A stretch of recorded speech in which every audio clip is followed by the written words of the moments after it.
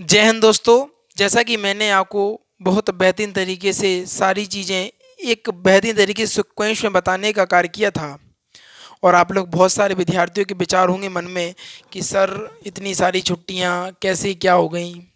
भैया सारी चीज़ें बताएंगे। समस्या क्या थी कि मैं वीडियो रिकॉर्ड कर रहा था, तो वीडियो रिकॉर्ड करते करते आपने देखा होगा एक वीडियो में आवाज़ के पीछे का जो बैकग्राउंड है ना, सर की आवाज़ कुछ आने का कार्य कर रही थी। बहुत ज़्यादा आवाज़ आ रही थी, वीडियो रिकॉर्ड ही नहीं कर पा रहा था मैं भाई। एक वीडियो रिकॉर्ड की, कम से कम 30 मिनट की वीडियो थी, बहुत बेहतरीन थी। मैं उसको अपलोड भी करूँगा, आप लोग देखिएगा। बहुत ज़्यादा तो फिर मन ही नहीं हुआ मेरा वीडियो बनाने का। माइक पूरी तरीके से ख़राब हो गया था, 2-3 दिन से दिक्कत भी उसमें देखने को मिल रही थी। आपने देखा होगा एक आध वीडियो में कि उसमें दिक्कत सच में हो गई थी। तो मैंने फिर क्या किया कि एक माइक को परचेज़ किया। यह है जो माइक है, यह आहूजा का एक माइक है। ये जो मैं लगाया हुआ हूँ एक आहूजा का माइक है। फिर मैंने इसको परचेज़ किया। अब क्या है कि टाइम लगता है आने में, कोई भी चीज़ हो ना, आने में टाइम लगता है। और जैसे ही माइक आया ना भाई, अभी आया, मुश्किल से आध घंटा हुआ होगा, और मैंने पूरा तैयारी करके मैंने कहा नहीं भैया आज तो बच्चों को पढ़ाना है, आज छुट्टी नहीं होने दूंगा किसी भी हाल में। और इस माइक की जो जानकारी है, सारी जानकारी मैं एक वीडियो में आपको दे दूंगा, क्योंकि बहुत सारे विद्यार्थी और बहुत सारे टीचर भी हमसे जुड़े हुए हैं। उनको बता दूंगा किस प्रकार से, कहाँ से मैंने सारी चीज़ें परचेज़ की और किस प्रकार यह सारी चीज़ों में सेटअप होगा। सारी चीज़ों में आपको बता दूंगा, कोई दिक्कत नहीं होगी, ठीक है ना। और इसके अलावा मैं बता दूं, इसकी जो क्वालिटी है आप देख रहे होगे, बोया का जो माइक था उससे कहीं ना कहीं बहुत बेहतरीन सी क्वालिटी देखने को मिलती है। तो सीधा आपका समय ज़्यादा ख़राब नहीं करना है, सीधा टॉपिक पर चलते हैं। आखिर टॉपिक कहता क्या है, इसके बारे में विचार करते हैं। आज का जो टॉपिक थोड़ा सा क्या है कि पहली बार इस हैंड वाले माइक का यूज़ कर रहे हैं ना, तो थोड़ा सा अनकंफर्टेबल सा हो रहा, बट धीमे धीमे आदत हो जाएगी, ठीक है ना, कोई दिक्कत नहीं है। चलते हैं सीधा टॉपिक पर। लेकिन पता आप लोगों की चीज़ों के बारे में बहुत ध्यान देता हूँ मैं, कि आप लोगों को वॉइस क्वालिटी है ना वो भी थोड़ी सी अच्छी मिले। पिक्चर दिन पे दिन सारी चीज़ें अच्छी होंगी, टेंशन मत लीजिए। कंटेंट तो बेस्ट होता ही है अपने यहाँ का, ठीक है ना। तो सीधा चलते हैं टॉपिक पर। आखिर टॉपिक कहता क्या है, मैंने कल आपको पुराण, जो पिछली वीडियो में आपने देखा होगा, पुराण वगैरह के बारे में मैंने जानकारी दी थी। इसके अलावा वेद मैंने बता दिए आपको। इसके बाद उपवेद बता दिए। इसके बाद मैंने बता दिया आपको शिल्प वेद का उपवेद कौन सा होता है। सारी चीज़ें मैंने आपको, उपवेद वगैरह सारी चीज़ें मैंने आपको बताने का कार्य किया, जिससे कि आपके जीवन में कष्ट उत्पन्न ना हो, और आप कहीं ना कहीं बहुत बेहतरीन तरीके से आप अपनी चीज़ों को पढ़ने का कार्य कर रहे हैं। जो विद्यार्थी डेली वीकली रिवीजन तथा डेली रिवीजन फोकस कर रहे हैं, मैं बता दूं, गारंटी देता हूं भाई इस बात की, पेपर पे लिखवा लो मुझसे, उनका सिलेक्शन पक्का है। इस बार सिलेक्शन लेके जाएंगे। 2023 2023 उनके विजय का परचम का दिन होगा, क्योंकि वह दोनों बैच में पढ़ रहे हैं, एक तो राम सेतु बैच और बाहुबली बैच। और एक तारीख आने वाली है भैया जी, क्या एक तारीख आने वाली है, और अपना बैच लॉन्च होने वाला है, जिसका नाम होगा अग्निपथ। अग्निपथ अग्निपथ बहुत बेहतरीन सा पॉलिटी का बैच, वो भी आपको देखने को मिलेगा, और कहीं ना कहीं उसमें भी चीज़ें आपको बहुत बेहतरीन तरीके से समझाई जाएंगी। तो चलते हैं अपने पहले राम सेतु बैच के बारे में, जो मुझे पढ़ाना था उसके आगे मैं पढ़ाता हूँ। पुराणों को मैं पढ़ा चुका हूँ। जो विद्यार्थी नए हैं वे जल्दी से जाइए, पिछली वीडियो को देखिए, प्लेलिस्ट में मिल जाएंगी आपको, राम सेतु बैच के नाम से मिल जाएंगी। सारी वीडियो को पढ़ लीजिएगा, और बहुत बेहतरीन तरीके से आपको कंटेंट समझ में भी आ जाएगा। कोई दिक्कत नहीं होगी, गारंटी देता है इस बात की, क्या दिक्कत कोई भी ना होगी। इसके बाद बात करेंगे, समझिए यहाँ पर ऋण के प्रकार। ऋण यानी क्या होता है, ऋण होता क्या है, पहले तो इसको समझ लेते हैं। कहना सर ऋण का मतलब समझ नहीं पाए। देखो भैया, ऋण मतलब होता है कर्ज। ऋण क्या होता है, कर्ज। कर्ज भैया ये वो वाला कर्ज नहीं है जो ब्याज पे पैसे चलता, ये कर्ज थोड़ा सा अलग टाइप का है, और मैं इसको बताऊंगा किस प्रकार का ये कर्ज है, ठीक है ना। दिक्कत मत लेना, गारंटी देता हूँ कंटेंट बेस्ट मिलेगा। क्या कंटेंट बेस्ट मिलेगा, टेंशन मत लीजिएगा, बस पढ़ना तो पड़ेगा। बिना पढ़े भैया कुछ नहीं होता, और बिना मेहनत का कुछ नहीं मिलता, याद रखिएगा इस बात को। अब बात करेंगे ऋण के प्रकार। तो ऋण जो प्रकार होते हैं, कहीं ना कहीं जो ऋण के प्रकार होते हैं, ऋण यानी कर्ज, तो ऋण के जो प्रकार होते हैं वह 3 प्रकार के होते हैं। कैसे होते हैं, कहना सर 3 प्रकार के ऋण होते हैं, और किस प्रकार के ऋण होंगे, मैं आपको सारी चीज़ें मैं आज आपको बताने का कार्य करूंगा, टेंशन मत लेना है बस। देखो यहाँ पर बात करेंगे, पहला जो ऋण होता है वह देव ऋण होता है। आखिर देव ऋण होता क्या है, इसके बारे में विशेष जानकारी आज मैं दूंगा। देव ऋण भैया जी नाम से ही दर्शा रहा, क्या नाम से ही दर्शा रहा, देव ऋण। नाम से ही दर्शा रहा, कह रहा देव ऋण, और देव ऋण का मतलब होता है भगवान के प्रति जो हमारा ऋण होता है उसी को हम देव ऋण कहने का कार्य करते हैं। और यहाँ पर खुद लिखा हुआ है कि धार्मिक अनुष्ठान करके हम इस ऋण से मुक्ति पा सकते हैं। धार्मिक अनुष्ठान का मतलब समझिएगा, जैसे कि हवन हो गया, यज्ञ हो गया, कथा हो गई, ये सारे जो धार्मिक जो कार्य हैं अगर आप इनको अपने घर में कराते हैं तो कहीं ना कहीं देखो इसका एक बेनिफिट ये भी है कि आपका दिमाग बहुत शांत रहता है और जो नेगेटिविटी की जो ऊर्जा होती है वह बाहर निकल जाती है, पॉजिटिव जो ऊर्जा होती है आपके अंदर भर जाती है। बहुत चीज़ें सभी धर्मों के हिसाब से अलग अलग पूजा होती है और सभी धर्मों को अपनी अपनी पूजा करनी चाहिए। किस लिए करनी चाहिए? क्योंकि आपके दिमाग को शांत रखना बहुत महत्वपूर्ण भाग वहाँ पर निभाने का कार्य करती हैं आपकी जो धार्मिक पूजाएं हैं। ठीक है ना। और एक बताएं भैया जी, एक बात से बहुत निश्चिंत हो गए हम कि बहुत ज़्यादा दिक्कतें हो जाती थी उस माइक में, क्या पता आवाज़ ही कट हो जाए, आवाज़ ही रिकॉर्ड ना हो। इसमें आप कोई समस्या नहीं होगी, कोई दिक्कत नहीं होगी, पढ़ेंगे बेहतरीन तरीके से, चिंता मत करना है। देखो तो समझ गए होगे देव ऋण क्या होता है। देव ऋण बाह्य ऋण से मुक्ति पाने के लिए हमें धार्मिक अनुष्ठानों को करना होता है, धार्मिक क्रिया करते हैं, धार्मिक कथा हो गया, हवन हो गया, पूजन हो गया, भंडारा हो गया, सारी चीज़ें जो करते हैं उसी को हम क्या बोलते हैं कि न सर जी उसको हम धार्मिक अनुष्ठान कहने का कार्य करते हैं और इससे हम देव ऋण से मुक्त हो जाते हैं।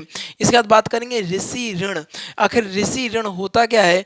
ऋषि देखो इसमें अपने पुत्र को शिक्षा कर इससे मुक्ति मिल जाती है। हमारे धर्म में कहा गया है, हिंदू धर्म की बता दें भाई, हिंदू धर्म की हमें जानकारी है तो मैं बता देता हूँ कि जब तक आप अपने सभी ऋणों से मुक्ति नहीं पालेंगे तब तक आपको मोक्ष की प्राप्ति नहीं होगी। अगर आप अपने सारे ऋणों को यहाँ पर चुका कर नहीं जाएंगे तो आपको मुक्ति या मोक्ष की प्राप्ति नहीं होती है, ऐसा लिखा हुआ है वेदों तथा पुराणों में। आप पढ़िएगा, बहुत बेहतरीन से वेद हमारे यहाँ देखने को मिलते हैं। इसके बाद बात करेंगे ऋषि ऋण की, तो इसमें अपना जो पुत्र होता है उसको शिक्षा कर प्राप्त करा देते हैं तो अब ऋषि ऋण से मुक्त हो जाते हैं। ऋषियों का काम ही होता है किसी व्यक्ति को शिक्षा देना। तो आपके ऊपर एक ऋण चढ़ जाता है, आपने किसी से शिक्षा ली हुई है और वही शिक्षा आप अपने पुत्र को दिला देते हैं तो उस ऋषि ऋण से आपको मुक्ति मिल जाती है। ठीक है ना। इसके बाद बात करेंगे पित्त ऋण की। किसकी बात करेंगे? पित्त ऋण की, जो कि बहुत महत्वपूर्ण कार्य निभाता है। संतान उत्पन्न कर इस ऋण से छुटकारा प्राप्त किया जा सकता है। पित्त ऋण एक बहुत बड़ा ऋण होता है, कहते नहीं है पित्त विसर्जन करते हैं, ठीक है ना, अपने पुरखों को याद करते हैं। अभी दिन थिन चलते हैं ना तो उसमें पुरखों वगैरह के लिए खाना वगैरह का इंतजाम किया जाता है और खाना वगैरह कौवा वगैरह को खाना वाना दिया जाता है। तो ये पितृ ऋण जो होता है यह संतान के उत्पन्न, यदि आपको पितृ ऋण उतारना है तो आपको संतान की प्राप्ति होनी ही चाहिए, तभी आप इस ऋण से मुक्त हो सकते हैं, अर्थात आप इस ऋण से मुक्त नहीं हो सकते हैं। तो ये चीज़ें आपको बहुत बेहतरीन तरीके से समझ में आ गई होंगी। इसके बाद बात करेंगे हम पुरुषार्थ। पुरुषार्थ 4 प्रकार का होता है। कैसा होता है इसको समझेंगे बहुत बेहतरीन तरीके से, दिक्कत नहीं होगी, गारंटी देता हूँ इस बात की, क्योंकि कंटेंट यहाँ पर वो मिलता है जो सच में एग्जाम में आता है, घुमाने वाला काम नहीं है। अगर आपको चीज़ें पसंद ना आए ना तो भाई छोड़ के चले जाना, मैं मना नहीं करूँगा, लेकिन ऐसा हो नहीं सकता कि यहाँ नहीं आए चीज़ें समझ में। बहुत बेहतरीन तरीके से चीज़ें आपको समझ में आएंगी, दिक्कत नहीं होगी, इस बात की गारंटी देता हूँ। पुरुषार्थ होता है ये 4 प्रकार का होता है। अब समझिए कैसे पुरुषार्थ। पहले अगर हम बात करें पुरुषार्थ जो 4 प्रकार का कौन कौन सा होता है, पहला हो गया धार्मिक। सामाजिक नियमों को व्यवस्था, सामाजिक नियमों की व्यवस्था को ही हम क्या बोलते हैं कि न सर जी धर्म पुरुषार्थ कहने का कार्य करते हैं। अगर नंबर 2 पर बात करें तो आर्थिक संसाधन को जुटाना ही, आर्थिक संसाधन को जुटाना ही हम क्या बोलते हैं, अर्थ पुरुषार्थ बोलने का कार्य करते हैं। इसके बाद बात करेंगे काम की, शारीरिक सुख को भोगने को हम क्या बोलते हैं, काम बोलते हैं, क्या बोलते हैं, काम। इसके बाद मोक्ष, आत्मा का उद्धार ही मोक्ष कहलाता है। इसके बाद बात करेंगे आश्रम की जो संख्या होती है वह 4 होती है और आश्रम के बारे में कल मैं आपको बहुत बेहतरीन तरीके से चीज़ों को बताऊंगा। एक बार इनके बारे में महत्वपूर्ण तरीके से जान लेते हैं। कहना सर जी हमें देव ऋण तथा ऋषि ऋण तथा पितृ ऋण तो बहुत बेहतरीन तरीके से समझ में आ गया, थोड़ा सा आप इसको और हमें समझा दीजिए जिससे कि हमारे दिमाग में बिल्कुल फिक्स हो जाए। तो टेंशन मत लीजिएगा, बताएंगे, हम ही बताएंगे, टेंशन मत लेना है। तो भैया जी धार्मिक धार्मिक पुरुषार्थ क्या होता है? सामाजिक नियमों की व्यवस्था। जैसे सामाजिक नियम जैसे बताया हुआ है कि जो सामाजिक नियम के अनुसार आपको समाज में रहने के लिए सामाजिक व्यवस्थाओं को उल्लंघन नहीं करना है। आपको कोई भी ऐसा काम नहीं करना है जिससे कि आप समाज से बेदखल होने का कार्य करें, समाज से बेदखल कर दिया जाता है। इसके अलावा हम बात करें अर्थ की, तो आर्थिक संसाधन अपने परिवार के लिए, अपने देश के लिए जो आर्थिक संसाधन जुटाने को ही हम आर्थिक पुरुषार्थ कहने का कार्य करते हैं। इसका तो काम शारीरिक सुख को भोगना, शारीरिक सुख बहुत सारे विद्यार्थी स्वयं ही समझ रहे होंगे किस चीज़ की यहाँ पर बात की जा रही है। इसके बाद बात करेंगे मोक्ष की, तो आत्मा का उद्धार ही हमारा मोक्ष कहलाता है और मोक्ष की प्राप्ति के लिए हमें सभी ऋणों से मुक्ति प्राप्त होनी बहुत महत्वपूर्ण है। आपने सुना होगा कि जिसके संतान नहीं होती तो उनके यहाँ क्या होता है, उनके उनके पूर्वजों को मुक्ति का रास्ता नहीं मिलता। जैसे किसी के पिताजी होंगे ना, अगर उनकी कोई संतान नहीं होती है तो उनका पितृ विसर्जन कौन करेगा, उनको किस प्रकार शांति मिलेगी, ये सारी चीज़ें है ना।